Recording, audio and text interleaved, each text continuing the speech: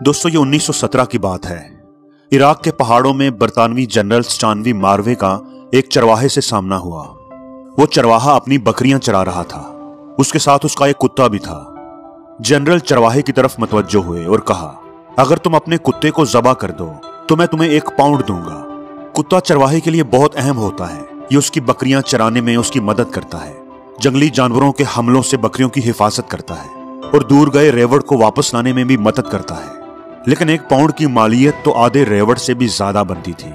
चरवाहे के लिए यह बहुत बड़ी रकम थी। कुछ देर वो सोचता रहा और फिर सौदा मंजूर कर लिया। उसने कुत्ते को बुलाया। कुत्ता दुम हिलाता हुआ उसके पास आ गया। उसने कुत्ता पकड़ा और जनरल के कदमों में जमा कर दिया।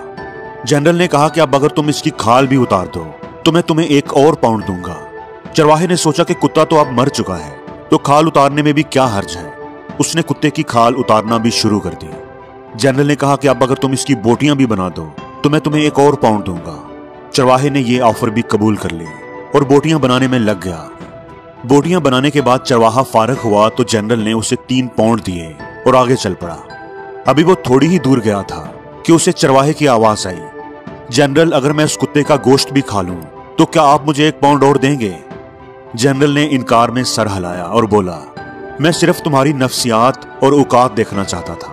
तुमने सिर्फ 3 पाउंड के लिए अपने मुहाफिज और वफादार दोस्त को अपने हाथों से ज़बह कर दिया, उसकी खाल उतार दी और उसके टुकड़े किए, और 4थे पाउंड के लिए अब तुम उसे खाने को भी तैयार हो।